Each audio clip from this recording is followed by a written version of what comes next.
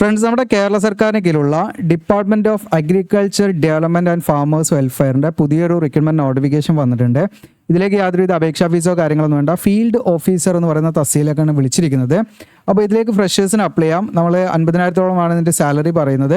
അപ്പോൾ ഇതിലേക്ക് എങ്ങനെയാണ് അപ്ലൈ ചെയ്യേണ്ടത്, എങ്ങനെയാണ് സെലക്ഷൻ തുടങ്ങിയുള്ള കാര്യങ്ങളൊക്കെ വിശദമാക്കുന്ന വീഡിയോ ആണ്. നമ്മുടെ ചാനൽ നിങ്ങൾക്ക് യൂസ്ഫുൾ ആണെങ്കിൽ സബ്സ്ക്രൈബ് ചെയ്യുക, ബെല്ലേക്ക് എനേബിൾ ചെയ്യാം. പിന്നെ നിങ്ങളുടെ ഒരു ഒപ്പീനിയൻ എനിക്ക് അറിയണം. കാരണം നമ്മൾ തമ്പനയിൽ ഇങ്ങനെ വെക്കുന്നതിന് നമുക്ക് ഒരുപാട് ടൈം എടുക്കുന്നുണ്ട്. അതുകൊണ്ട് തന്നെ നമുക്ക് ഒരുപാട് നോട്ടിഫിക്കേഷൻസ് ഒക്കെ വരുന്നുണ്ട്. അപ്പോൾ അതൊക്കെ എല്ലാം ചെയ്യാൻ പറ്റുന്നില്ല. അപ്പോൾ നിങ്ങൾ നമ്മുടെ വീഡിയോസ് കണ്ടാൽ നിങ്ങൾ കാണുന്നുണ്ടെങ്കിൽ നമ്മൾ തമ്പനയിൽ വെക്കാതെ, ഇപ്പോൾ ഞാൻ റീസെൻ്റ് ആയിട്ട് ഏറ്റവും ലേറ്റസ്റ്റ് ആയി ചെയ്ത ഒരു 1 hourൻ്റെ ഉള്ളിൽ മുൻപ് ചെയ്ത ഒരു വീഡിയോ ആണ് IRCTC റിക്രൂട്ട്മെൻറ്റിൻ്റെ. അപ്പോൾ അത് ഞാൻ തമ്പനയിൽ വെച്ചിട്ടില്ല, ജസ്റ്റ് നോട്ടിഫിക്കേഷൻ ഇവിടെ വെച്ചിട്ട് ജസ്റ്റ് ആ പേര് വിട്ട് അങ്ങനെ ചെയ്തിട്ടുള്ളൂ. അപ്പോൾ ഇത് നിങ്ങൾക്ക് റെക്കഗ്നൈസ് ചെയ്ത് നിങ്ങൾക്ക് അത് വീഡിയോസ് കാണാൻ നിങ്ങൾക്ക് പറ്റുമെങ്കിൽ നിങ്ങളൊന്ന് കമൻറ്റ് ചെയ്യുക. അല്ല ഇതുപോലെ തമ്പനയിൽ ഉണ്ടാക്കണമെങ്കിൽ നമ്മൾ ഉണ്ടാക്കാൻ കാരണം എന്താണെന്ന് വെച്ചാൽ നമുക്ക് ഒരുപാട് സമയം അതിലിരിക്കണം. നമ്മൾ എഡിറ്റിംഗ് ഇതൊക്കെ എഴുതി ഉണ്ടാക്കണമെങ്കിലും അതിൻ്റേതായ സമയം വരും. അപ്പോൾ കൂടുതൽ വീഡിയോസ് ചെയ്യാൻ വേണ്ടിയിട്ടാണ് ഉദ്ദേശിക്കുന്നത്. അപ്പോൾ ഇത് നിങ്ങൾക്ക് യൂസ്ഫുൾ ആവുമെങ്കിൽ, അത് നിങ്ങൾക്ക് ഇത് കണ്ടാൽ മനസ്സിലാവുമെങ്കിൽ നിങ്ങൾ അതിൻ്റെ അനുസരിച്ചിട്ടൊന്ന് കമൻറ്റ് ചെയ്യാം. നോക്കാം. നമുക്ക് വ്യൂസ് കുറവാണ് നമുക്കിങ്ങനെ ചെയ്യുന്ന സമയത്ത് കിട്ടുന്നത്. അതുകൊണ്ടാണ് തമ്പനയിൽ ഉണ്ടെങ്കിൽ ആളുകൾ അത് കാണുകയുള്ളൂ എന്നൊരു സംഭവം ഉണ്ട്. അപ്പോൾ നിങ്ങളുടെ ഒപ്പീനിയൻ നിങ്ങളൊന്ന് കമൻറ്റ് ചെയ്യുക. നേരെ നമുക്ക് ഒഫീഷ്യൽ നോട്ടിഫിക്കേഷനിലേക്ക് വരാം. ഇവിടെ കാണാം നിങ്ങൾക്ക് 18/3/2025 നോട്ടിഫിക്കേഷൻ വന്നിരിക്കുന്നത്. ഇതിലേക്ക് വിളിച്ചിരിക്കുന്നത് നിങ്ങൾക്ക് കാണാം ഫീൽഡ് ഓഫീസർ എന്ന് പറയുന്ന തസ്തികയിലേക്കാണ്. ഒരിക്കലും പെർമനൻറ്റ് വേക്കൻസി അല്ല, കോൺട്രാക്ട് ബേസിലുള്ള വേക്കൻസിയാണ്. എങ്കിലും 50,000-ഓളം നിങ്ങൾക്ക് എന്താണ് സാലറി കിട്ടുന്ന പോസ്റ്റാണ്. അപ്പോൾ ഇതിൻ്റെ തന്നെ നമ്മുടെ Kerala climate resilient agriculture value chain modernisation എന്ന് പറയും ഒരു പ്രൊജക്റ്റാണ്. ഓക്കെ, അപ്പോൾ ഈ പറയുന്ന ഒരു പ്രൊജക്റ്റിലേക്കാണ് നിലവിൽ വിളിച്ചിരിക്കുന്നത്. അപ്പോൾ നമുക്ക് ഏതൊക്കെ വാക്കൻസി എന്ന് പറഞ്ഞാൽ ഫീൽഡ് ഓഫീസറാണ്. അതിൽ തന്നെ വിവിധ മേഖലകളാണ്. ഇത് കോഫിയാണ്. അതിൽ നമുക്ക് 4 വേക്കൻസിയാണ് വിളിച്ചിരിക്കുന്നത്. വയനാട്ടിലാണ് അതിൻ്റെ വേക്കൻസി. അതിൽ നിങ്ങൾക്ക് കോൺട്രാക്ട് ബേസ് ആണെന്ന് പറഞ്ഞു. അതിൻ്റെ ടൈം ഡ്യൂറേഷൻ 11 മാസമായിരിക്കും പ്രൊജക്റ്റ്. അപ്പോൾ മേ ബി അതെന്താണ് എക്സ്റ്റെൻഡ് ചെയ്യാനുള്ള പോസിബിലിറ്റി ഒക്കെ ഉണ്ട് കേട്ടോ. അപ്പോൾ ഇതിൻ്റെ ക്വാളിഫിക്കേഷൻ എന്ന് പറഞ്ഞാൽ വേറെ ഉണ്ട് കേട്ടോ, ഞാൻ കാണിക്കാം. വേറെയും ജില്ലകളുണ്ട്. ഇവിടെ കാണാം BSc അഗ്രികൾച്ചർ ആണ്. ഇതിലേക്ക് നിങ്ങൾക്ക് ഇതിൻ്റെ യോഗ്യത എന്ന് പറയുന്നത് ഫ്രഷേഴ്സിന് അപ്ലൈ ചെയ്യാം. എക്സ്പീരിയൻസോ മറ്റു കാര്യങ്ങളൊന്നും വേണ്ട. ഇനി BSc അഗ്രികൾച്ചറിൽ ഉള്ള പഠിച്ച ഉദ്യോഗാർത്ഥികൾ കിട്ടാത്ത അവസ്ഥ വന്നാൽ MSc ബോട്ടണി ഉള്ളവർക്ക് ഇതിലേക്ക് അപ്ലൈ ചെയ്യാം, അവരെയും പരിഗണിക്കും. ഓക്കെ, BSc അഗ്രികൾച്ചർ ആണ് ഇതിലേക്ക് അപ്ലൈ ചെയ്യാനുള്ള യോഗ്യത. അങ്ങനെ BSc അഗ്രികൾച്ചർ യോഗ്യത ഉള്ള ഉദ്യോഗാർത്ഥികളുടെ അഭാവത്തിൽ, അതായത് അങ്ങനെയുള്ള ഉദ്യോഗാർത്ഥികൾ ഇല്ലെങ്കിൽ MSc ബോട്ടണി പഠിച്ച ഉദ്യോഗാർത്ഥികളെയും ഇതിലേക്ക് പരിഗണിക്കും. അതുകൊണ്ട് അങ്ങനെയുള്ളവർ ഇതിലേക്ക് അപ്ലൈ ചെയ്യാം. പിന്നെ കുറച്ചും കൂടെ മുൻഗണന കൊടുക്കുന്നത് വയനാട്ടിലുള്ള ഉദ്യോഗാർത്ഥികളേക്കായിരിക്കും. മറ്റു ജില്ലക്കാർക്കും അപ്ലൈ ചെയ്യുന്നതിൽ യാതൊരു പ്രശ്നവുമില്ല. പ്രിഫറൻസ് ആണ്, മുൻഗണന ഇവർക്കാണ്, ലോക്കൽ കാൻഡിഡേറ്റ്സിനാണ് കൊടുക്കാമെന്ന് പ്രത്യേകം പറയുന്നുണ്ട്. ഇനി അടുത്തത് ഫീൽഡ് ഓഫീസർ റബ്ബറിലേക്കാണ്. അതിൻ്റെ 31 വേക്കൻസിയാണ്. കണ്ണൂർ, മലപ്പുറം, എറണാകുളം, കോട്ടയം, പത്തനംതിട്ട, തിരുവനന്തപുരം ഒക്കെയാണ് വേക്കൻസി. 6 മാസമായിരിക്കും ഇതിൻ്റെ ട്രെയിനിങ് ഡ്യൂറേഷൻ, മീൻസ് ഇതിൻ്റെ ആ ഒരു പ്രൊജക്ട് ഡ്യൂറേഷൻ. ഇതിലേക്കും നിങ്ങൾക്ക് BSc അഗ്രികൾച്ചർ കഴിഞ്ഞവർക്ക് ഇതിലേക്ക് അപ്ലൈ ചെയ്യാം. ഇൻ കേസ് BSc അഗ്രികൾച്ചർ കഴിഞ്ഞ ഉദ്യോഗാർത്ഥികളെ കിട്ടാനില്ലെങ്കിൽ അതിലേക്ക് പരിഗണിക്കുന്നവരാണ് PG DRP അല്ലെങ്കിൽ MSc ബോട്ടണി കഴിഞ്ഞവരെയും ഇതിലേക്ക് നിങ്ങൾക്ക് അപ്ലൈ ചെയ്യാം. ഓക്കെ, PG DRP അല്ലെങ്കിൽ പോസ്റ്റ് ഗ്രാജുവേറ്റ് ഡിപ്ലോമ അതല്ലെങ്കിൽ ഈ പറയുന്ന MSc ബോട്ടണിയോ കഴിഞ്ഞവരാണെങ്കിലും അതിലേക്ക് അപ്ലൈ ചെയ്യാം. ലോക്കൽ കാൻഡിഡേറ്റ്സിനാണ് കുറച്ചും കൂടെ മുൻഗണന ഉണ്ടായിരിക്കുക. അതായത് അതത് ജില്ലയിലുള്ള ഉദ്യോഗാർത്ഥികൾക്കായിരിക്കും മുൻഗണന ഉണ്ടായിരിക്കാം. ഇനി മറ്റുള്ള ജില്ലയിലുള്ളവർക്കും അപ്ലൈ ചെയ്യുന്നതിൽ യാതൊരു പ്രശ്നവുമില്ല. അപേക്ഷ ഫീസോ കാര്യങ്ങളൊന്നുമില്ല. ഷോർട്ട് ലിസ്റ്റിൽ ഉൾപ്പെട്ടാൽ നിങ്ങൾ അവർ കോൺടാക്ട് ചെയ്യും. ഇനി അടുത്തത് ഫീൽഡ് ഓഫീസർ തന്നെ കാർഡ്മമാണ്. ഇതിലേക്ക് നിങ്ങൾക്ക് 11 വേക്കൻസിയാണ്. ഓക്കെ, ഇടുക്കിയിലാണ് വേക്കൻസി വന്നിരിക്കുന്നത്. 6 മാസമായിരിക്കും അതിൻ്റെ ഒരു പ്രൊജക്ട് ഡ്യൂറേഷൻ. ഇതിലേക്ക് നിങ്ങൾക്ക് BSc അഗ്രികൾച്ചർ തന്നെയാണ്. അതില്ലെങ്കിൽ നിങ്ങൾക്ക് MSc ബോട്ടണി കഴിഞ്ഞവർക്കും ഇതിലേക്ക് അപ്ലൈ ചെയ്യാമെന്നാണ്. അവരെ പരിഗണിക്കും. ലോക്കൽ കാൻഡിഡേറ്റ്സിനായിരിക്കും കുറച്ചും കൂടെ മുൻഗണന. പിന്നെ നിങ്ങളുടെ റെസ്പോൺസിബിലിറ്റി എന്താണെന്നൊക്കെയുള്ള റൈറ്റ് സൈഡിൽ ആ ഒരു കോളത്തിൽ കൊടുത്തിട്ടുണ്ട്. ഇനി ഇതിൽ നിങ്ങൾക്ക് മന്ത്ലി റെമ്യൂണറേഷൻ എന്ന് പറയുന്നത് 50,000 അപ് ടു നിങ്ങൾക്ക് 50,000 കംപ്ലീറ്റ് ആയിട്ട് കിട്ടണമെന്നില്ല. നിയർ ആയിട്ട് 50ൻ്റെ അടുത്ത് അല്ലെങ്കിൽ 50,000 വരെ നിങ്ങൾക്ക് എന്ത് ചെയ്യാൻ പറ്റും, കൺസൾട്ടേറ്റ് പേയ്മെൻറ്റ് ലഭിക്കുന്നുള്ള നിങ്ങൾ മനസ്സിലാക്കേണ്ടത്. അതോടൊപ്പം ഇതിൽ സെലക്ട് ആയി കഴിഞ്ഞാൽ നിങ്ങളുടെ കയ്യിൽ ഒരു ഫംഗ്ഷനിങ് ആയിട്ടുള്ള ലാപ്ടോപ്പ്, സ്മാർട്ട് ഫോണൊക്കെ നിങ്ങളുടെ കയ്യിൽ സ്വന്തം ഉണ്ടായിരിക്കണം. അപ്പോൾ അതിൻ്റെ മെയിൻ്റനൻസ് കാര്യങ്ങളൊക്കെ നിങ്ങൾ ഈ പറയുന്ന ക്യാഷ് നിന്ന് എടുത്തിട്ടാണ് നിങ്ങൾ ചെയ്യണം. വേറെ എക്സ്ട്രാ മറ്റ് അലവൻസോ കാര്യങ്ങളൊന്നും ഉണ്ടാവില്ല. ഇനി ഇതിൻ്റെ ഏജ് ലിമിറ്റ് നിങ്ങൾക്ക് 1/1/2025 കണക്കാക്കി 28 വയസ്സ് കഴിയാൻ പാടില്ല എന്നുള്ളതാണ് പ്രത്യേകം നിങ്ങൾ ശ്രദ്ധിക്കേണ്ടത്. ഇനി ഇതിലേക്ക് എങ്ങനെയാണ് അപ്ലൈ ചെയ്യേണ്ടതെന്ന് വെച്ചാൽ നമുക്ക് വളരെ ഈസി ആയിട്ട് നമ്മൾ മെയിൽ വഴി അപ്ലൈ ചെയ്താൽ മതി. അപ്പോൾ ഇതിൻ്റെ കൂടെ അനുബന്ധം 1 നിങ്ങളുടെ അപേക്ഷാ ഫോം ഉണ്ട്. അത് നിങ്ങൾ എന്ത് ചെയ്യണം, നല്ല ഫില്ല് ചെയ്ത് പാസ്പോർട്ട് ഫോട്ടോഗ്രാഫൊക്കെ ഒട്ടിച്ച് നിങ്ങൾ സൈൻ ചെയ്യേണ്ട ഭാഗത്ത് സൈൻ ചെയ്ത് എല്ലാ കാര്യങ്ങളും ചെയ്യണം. അത് ചെയ്ത് അതോടൊപ്പം തന്നെ സപ്പോർട്ടിങ് ഡോക്യുമെൻറ്റ്സ് ആയിട്ടുള്ള നിങ്ങളുടെ എഡ്യൂക്കേഷൻ ക്വാളിഫിക്കേഷൻ, മറ്റു ഏജ് പ്രൂഫിന് വേണ്ടിയുള്ള സർട്ടിഫിക്കറ്റ്, അത് നിങ്ങൾ 10ാം ക്ലാസ് സർട്ടിഫിക്കറ്റ് മതി. ID പ്രൂഫ് എന്ന് പറയുമ്പോൾ വോട്ടർ ID യോ ആധാർ കാർഡോ പാൻ കാർഡോ പാസ്പോർട്ടോ അതിലേതെങ്കിലും ID പ്രൂഫ് വേണം. ഓക്കെ, ഇതൊക്കെ നിങ്ങൾ എന്ത് ചെയ്യണം, കളറിൽ നിങ്ങൾ സ്കാൻ ചെയ്യണം. ഓക്കെ, അതായത് നിങ്ങൾ ബ്ലാക്ക് ആൻഡ് വൈറ്റ് അല്ല, കളറിൽ സ്കാൻ ചെയ്തിട്ട് വേണം നിങ്ങൾ അതൊരു സിംഗിൾ PDF ആക്കണം. ഓക്കെ, സിംഗിൾ PDF ആക്കണം. അപ്പം നമ്മുടെ ഈ പറയുന്ന അപേക്ഷാ ഫോം ഒന്നാണ്. ആദ്യം അപേക്ഷാ ഫോം ഞാൻ കാണിക്കാം. ഓക്കെ, അപേക്ഷാ ഫോം ഇതാണ് അപേക്ഷാ ഫോം. ഓക്കെ, ഇത് കളറിൽ തന്നെ നിങ്ങൾ എന്ത് ചെയ്യണം, നിങ്ങൾ സ്കാൻ ചെയ്യണം. ഞാൻ പറഞ്ഞു വരാം അതിൻ്റെ കാര്യങ്ങളിലേക്ക്. അപ്പോൾ അപേക്ഷാ ഫോം നമ്മൾ കളറിൽ സ്കാൻ ചെയ്യുക. അത് കഴിഞ്ഞിട്ട് നമ്മുടെ എല്ലാ എഡ്യൂക്കേഷൻ ക്വാളിഫിക്കേഷൻ്റെ ഡോക്യുമെൻറ്റ്സ് ഉണ്ട്, ഇതൊക്കെ നിങ്ങൾ കളറിൽ സ്കാൻ ചെയ്യുക. എന്നിട്ട് നമ്മുടെ ഈ പറയുന്ന ഏതെങ്കിലും ഒരു ഗവൺമെൻറ് ID, വോട്ടർ ID യോ ആധാർ കാർഡോ പാൻ കാർഡോ അതിലേതെങ്കിലും അതും ഒന്ന് കളറിൽ സ്കാൻ ചെയ്യാം. എന്നിട്ട് നിങ്ങൾ എന്ത് ചെയ്യാന്ന് വെച്ചാൽ ഇതെല്ലാം കൂടി ഒരു സിംഗിൾ PDF ആക്കുക. അത് മാക്സിമം 15 MB വരെ പോകാൻ പറ്റും. അതിൻ്റെ അപ്പുറത്തേക്ക് പോകാൻ പറ്റില്ല. അതിൻ്റെ അപ്പുറത്തേക്ക് പോകണം, അത് കംപ്രസ് ചെയ്താൽ മതി കേട്ടോ. അപ്പോൾ നിങ്ങൾക്ക് 15 MB ഉള്ളിൽ വരുന്ന ഒരു സിംഗിൾ PDF ആക്കി അതിനെ കൺവേർട്ട് ചെയ്യാം.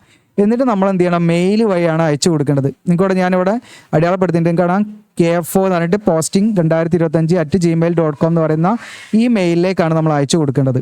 ഓക്കെ, അങ്ങനെ അയച്ചു കൊടുക്കേണ്ട അവസാന തീയതി എന്ന് പറയുന്നത് 29 മാർച്ച് ഈവനിങ് 5 മണിയാണ് അതിൻ്റെ ലാസ്റ്റ് ഡേറ്റ് എന്ന് പറയുന്നത്. ഓക്കെ, അപ്പോൾ മാർച്ച് 29 വരെയാണ് ടൈമുള്ളത്. അപ്പോൾ നിങ്ങളുടെ അപേക്ഷ സബ്മിറ്റ് ചെയ്യേണ്ടത് ഈ പറയുന്ന മെയിൽ ID യിലാണ്, KFO എന്ന് പറഞ്ഞിട്ട് posting2025@gmail.com. എങ്ങനെയാണെന്നുള്ള വീഡിയോയുടെ അവസാനം കാണിക്കാം.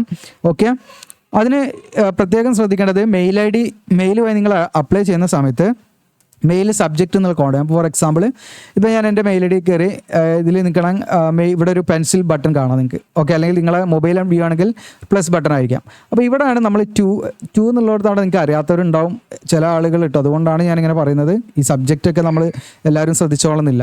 ഓക്കെ, അപ്പോൾ 2 എന്നുള്ളിടത്ത് നിങ്ങൾ എന്ത് ചെയ്യുക, നിങ്ങൾ ആ മെയിൽ ID KFO എന്ന് പറയുന്നത് നമ്മുടെ മെയിൽ ID ഉണ്ടല്ലോ. ഓക്കെ, ഇതാണ് 2 എന്നുള്ളിടത്ത്. ഞാൻ ജസ്റ്റ് ഒന്ന് ഇത് എറൈസ് ചെയ്യട്ടെ, സോറി. ഓക്കെ, ഇവിടെ കാണാം, ഇതാണ് നമ്മൾ 2 എന്നുള്ളിടത്ത് കൊടുക്കേണ്ട മെയിൽ ID. ഇതിലേക്കാണ് നമ്മൾ അയക്കേണ്ടത്. 2 എന്നുള്ള മെയിൽ ID നമ്മളത് കൊടുക്കുക. അത് കൊടുത്തിട്ട് സബ്ജക്റ്റ്, ഇതിൻ്റെ അടി കാണാം നിങ്ങൾക്ക് ഇവിടെ സബ്ജക്റ്റ് എന്നുള്ളൊരു ഭാഗം കാണാം. ആ സബ്ജക്റ്റ് എന്നുള്ളിടത്ത് നിർബന്ധമായിട്ട് നമ്മൾ application for appointment to the post of care of field officer എന്ന് പറഞ്ഞത് ഈ ബ്രാക്കറ്റ് ഇട്ട് വരെ. ഓക്കെ, ഈ ബ്രാക്കറ്റ് ഇട്ട് വരെ കംപ്ലീറ്റ് നമ്മൾ സബ്ജക്റ്റിലായിട്ട് അടിച്ചു കൊടുക്കുക. ഇത്രയും വേണം സബ്ജക്റ്റ്. ഓക്കെ, എന്നതിന് ശേഷം നിങ്ങൾക്ക് എന്ത് ചെയ്യാം, ഒരു കവർ ലെറ്റർ പോലെ നമ്മൾ ഇതിലേക്ക് അപ്ലൈ ചെയ്യാൻ താല്പര്യപ്പെടുന്നു, നമ്മുടെ ക്വാളിഫിക്കേഷൻ അതാണ്, എക്സ്പീരിയൻസ് അങ്ങനെ എന്തെങ്കിലുമൊക്കെ ഉണ്ട്, അതൊക്കെ നിങ്ങൾക്ക് ഇവിടെ റേറ്റ് ചെയ്യാവുന്നതാണ്. അതിനുശേഷം നിങ്ങളിത് അവിടെ അറ്റാച്ച് എന്നുള്ള ഫയലിൽ ക്ലിക്ക് ചെയ്തിട്ടാണ് നിങ്ങൾ ആ PDF നിങ്ങളുടെ അപേക്ഷ ഫോമൊക്കെ അല്ലേ അതെല്ലാം നിങ്ങൾ സിംഗിൾ PDF ആക്കി വെച്ചിട്ടുണ്ടാവും. അത് അതിലേക്ക് എന്ത് ചെയ്യണം, നമ്മൾ ആഡ് ചെയ്യണം. ഇങ്ങനെയാണ് നമ്മൾ മെയിൽ അയക്കേണ്ടത്. ചുരുക്കി പറഞ്ഞാൽ അറിയാത്തവരുണ്ടെങ്കിലാണ് ബാക്കിയുള്ളവർക്ക് സീക്ക് ചെയ്ത് കാണാവുന്നതാണ്. ഇനി ഇതിൻ്റെ ടൈം ഷെഡ്യൂൾ ഇതിൽ കൊടുത്തിട്ടുണ്ട്. ഓൺലൈൻ അപേക്ഷയുടെ സ്റ്റാർട്ടിംഗ് ഡേറ്റ്, അതായത് നമ്മൾ മെയിലായിട്ട് അയച്ചു കൊടുക്കേണ്ട 20 മാർച്ച് മുതൽ 29 മാർച്ച് വരെയാണ്. നിങ്ങൾക്ക് ഇതിൻ്റെ എക്സാം ഉണ്ടായിരിക്കും. എക്സാം നടക്കുന്ന ഡേറ്റ് ഏകദേശം ഏപ്രിൽ 12 ആയിരിക്കും. ഇൻ്റർവ്യൂ നടക്കുന്ന ഡേറ്റ് 25-26 ഏപ്രിൽ ആയിരിക്കും. ഇതിൻ്റെ ആ ഒരു സ്റ്റാർട്ട് ചെയ്യുന്നത്, അത് നമ്മുടെ ആ ഒരു ജോലി തുടങ്ങുന്നത് നിങ്ങൾക്ക് 12 മെയിലായിരിക്കും. ഓക്കെ, ഇനി ഷോർട്ട് ലിസ്റ്റ് ചെയ്യപ്പെടുന്നത് പ്രധാനമായിട്ടും നമ്മളിതിലേക്ക് അപ്ലൈ ചെയ്ത് കഴിഞ്ഞാൽ നിങ്ങൾക്ക് എക്സാം എഴുതാം. പക്ഷേ ഒരുപാട് ഉദ്യോഗാർത്ഥികൾ വന്നിട്ടുണ്ടെങ്കിൽ അവിടെ അവരെന്ത് ചെയ്യും, നിങ്ങളുടെ ക്വാളിഫിക്കേഷൻ, നിങ്ങളുടെ ഡിഗ്രിയുടെ മാർക്ക് നോക്കും. അതിൽ കൂടുതൽ മാർക്ക് ഉള്ളവരെ എന്ത് ചെയ്യും, ഈ പറയുന്ന എക്സാമിന് അവർ അപ്പിയർ ചെയ്യാൻ സമ്മതിക്കുള്ളൂ, അല്ലെങ്കിൽ അതിലേക്ക് അങ്ങനെയുള്ളവരെ അവരെന്ത് ചെയ്യുന്നുള്ളൂ, ഷോർട്ട് ലിസ്റ്റിൽ ഉൾപ്പെടുത്തുന്നുള്ളൂ. അപ്പോൾ റിട്ടൺ എക്സാമിനേഷൻ എഴുതുന്നതിന് വേണ്ടിയിട്ട് ഷോർട്ട് ലിസ്റ്റ് ചെയ്യപ്പെടുന്നതിൽ ഇപ്പം കുറഞ്ഞ ഉദ്യോഗാർത്ഥികളൊക്കെയാണ് അപ്ലൈ ചെയ്തെങ്കിൽ എല്ലാവർക്കും പോയി എക്സാം എഴുതാം. കൂടുതൽ ഉദ്യോഗാർത്ഥികൾ അപ്ലൈ ചെയ്തിട്ടുണ്ടെങ്കിൽ അതിൽ ഒരു ഷോർട്ട് ലിസ്റ്റ് അവർ തയ്യാറാക്കുന്നത് എന്തിനെ ബേസ് വെച്ചാൽ നിങ്ങളുടെ ഗ്രാജുവേഷനിൽ കിട്ടിയിരിക്കുന്ന മാർക്കിനെ അടിസ്ഥാനമാക്കിയാണ്. അപ്പോൾ അതിൽ കൂടുതൽ മാർക്ക് കിട്ടിയവരുടെ എണ്ണം അവരെന്ത് ചെയ്യും, അതിൽ കുറച്ച് പേരെടുത്തിട്ട് ഒരു ഷോർട്ട് ലിസ്റ്റ് തയ്യാറാക്കും. അതിൽ ഉൾപ്പെട്ട ഉദ്യോഗാർത്ഥികളെ ആയിരിക്കും റിട്ടൺ എക്സാമിനേഷൻ എഴുതാൻ വിളിക്കുന്നത്. അപ്പോൾ റിട്ടൺ എക്സാമിനേഷൻ എന്ന് പറഞ്ഞാൽ 90 മൾട്ടിപ്പിൾ ചോയ്സ് ക്വസ്റ്റ്യൻസ് ആണ് ഉണ്ടായിരിക്കുക. ഒന്ന് ശരിയാൽ 1 മാർക്ക്, ഒരു തെറ്റായി പോയാൽ 2.5 മാർക്ക് നെഗറ്റീവായിട്ട് പിടിക്കും. പിന്നെ അത് കഴിഞ്ഞിട്ട് അതിന് നിങ്ങൾ ഷോർട്ട് ലിസ്റ്റ് ചെയ്യപ്പെട്ട് കഴിഞ്ഞാൽ പേഴ്സണൽ ഇൻ്റർവ്യൂ ആണ്.